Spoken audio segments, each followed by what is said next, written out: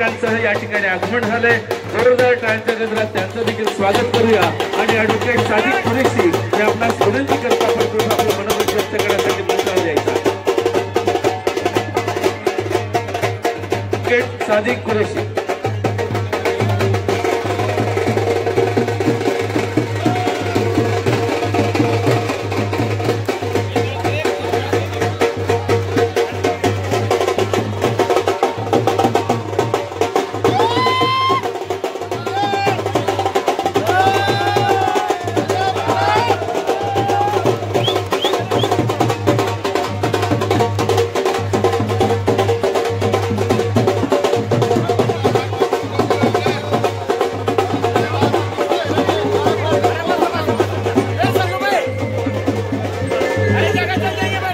धन्यवाद।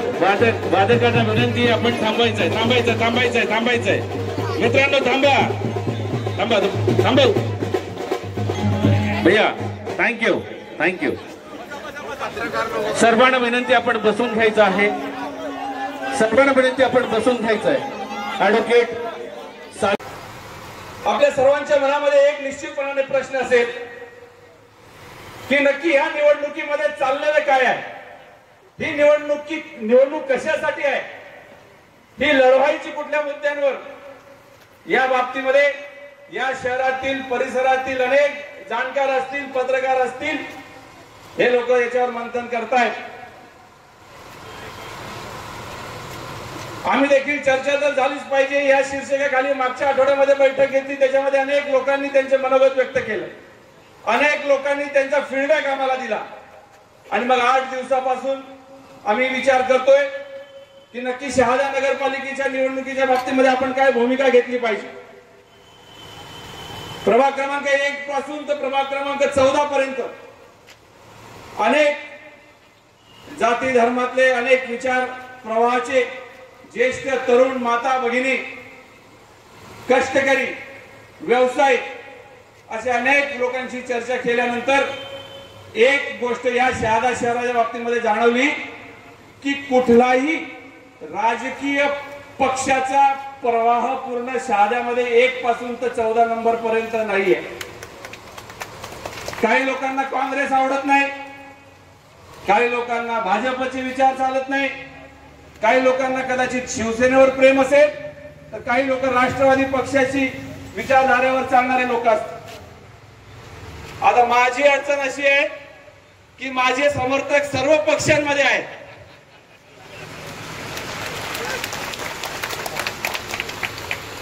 आणि म्हणून अनेक लोकांची चर्चा केल्यानंतर सगळ्यांनी सांगितलं की या शहादा शहराला एका प्रवाहामध्ये आणायचं असेल, या शहादा शहराचे मुद्दे जर कधी आपल्याला फोरफ्रंटवर आणायचे असेल, पुढे आणायचे असतील, तर आपल्याला या शहादा शहराच्या लोकांच्या आशीर्वादाने उभे राहिलेले उमेदवार आणि सगळ्यांच्या विचारांची एक आघाडी स्थापन झाली पाहिजे। आणि म्हणून आज आम्ही जनता विकास आघाडी स्थापन केलेली आहे आणि त्याचा अधिकृतरित्या आपल्या सर्वांच्या समोर आम्ही आज घोषणा करतो। अनेकांना प्रश्न पडलेला आहे की आघाडीमध्ये काय होणार, नक्की तुमचा अजेंडा काय, तुमचा जाहीरनामा काय,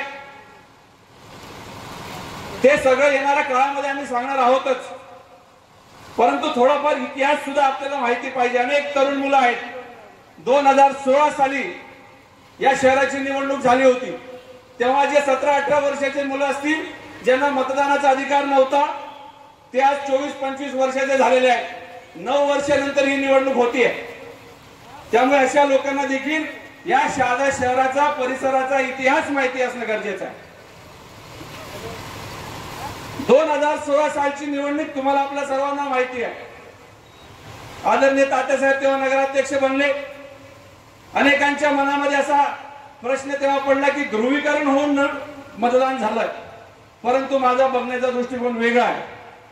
ते मतदान ध्रुवीकरणाचं नव्हतं, ते मतदान 2016 पूर्वीची शहादा शहराची जी परिस्थिती होती त्याच्या बाबतीमध्ये अनेक लोकांच्या मनामध्ये अनास्था होती, चीड होती, राग आला होता की ज्या लोकांच्या हातामध्ये 2016 पूर्वीचे 10-15 वर्ष शहादा नगरपालिका आपण सर्वांनी दिली होती, त्या लोकांना आज स्वप्न पडतायत की शहादा शहर कसं असलं पाहिजे. त्यांच्या हातामध्ये 10 वर्ष होते, त्यांनी काय केलं नाही. आपले रस्ते तुम्ही सगळेजण विसरून गेलेले असाल. बस स्टँडच्या समोरच्या रस्त्याची काय परिस्थिती होती, सप्तशृंगी मातेकडनं येणाऱ्या रस्त्याची काय परिस्थिती होती, आमचे गरीब नवाज मध्ये राहणारे बांधव आहेत त्या परिसरामध्ये काय परिस्थिती होती. एकीकडे या शहरामध्ये मूलभूत सुविधा ज्या मिळाल्या पाहिजेत त्याच्या बाबतीमध्ये कोणीही पुढाकार घ्यायला तयार नव्हतं. आणि म्हणून त्यावेळेस कमीत कमी 7 ते 8 लोक उभे राहिले. मी तुम्हाला इतिहास जाणून बुजून सांगण्याचा माझा विचार आहे, कारण की बरेच लोक विसरलेले आहेत. 2016 मध्ये लोक म्हणतात की जाहीर काकांना मतं मिळाली, तात्यासाहेबांना वेगळ्या लोकांची मतं मिळाली. त्यावेळेस मकरंद भाई उभे होते, त्यांना वेगळ्या लोकांची मतं मिळाली. परंतु मित्रांनो, मी तुम्हाला सांगतो 2016 पूर्वी जाहीर काकांना मतदान मिळण्याचं एकमेव कारण असं होतं की त्यावेळेस ज्यांच्या हातामध्ये शहादा नगरपालिका होती त्यांनी काहीही केलं नव्हतं. 1.25 वर्षाचे नगराध्यक्ष तुम्ही, आपण अजून विसरलेलं नाही आहोत, आणि विसरलेले असाल तर मी तुम्हाला आठवण करून देतो. आणि म्हणून ज्यांच्याकडे नगरपालिका होती त्यांना मतदान करण्याचा प्रश्न नव्हता. तात्यासाहेब जरी या शहरामध्ये अनेक वर्षापासून वास्तव्यात असतील, समाजकारणात असतील, परंतु प्रत्यक्ष नगरपालिकेच्या राजकारणामध्ये त्यांचे संबंध 10 वर्षापूर्वी म्हणजे 2016च्या 10 वर्षापूर्वीच संपला. आणि म्हणून काही लोकांना ती बाहेर निघू शकत, आणि तिच्या समोर मला जाहीर करायचं होतं की मी या शहादा शहराच्या नगरपालिकेच्या नगराध्यक्ष पदाच्या उमेदवारीसाठी उभा राहणार.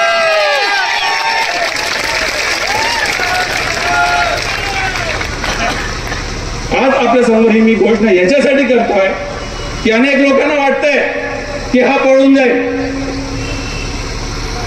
हा माघारी होईल, दबावात येईल. परंतु मी त्या सर्वांसाठी सांगतो, 2 ओळी आहेत मराठीतल्या.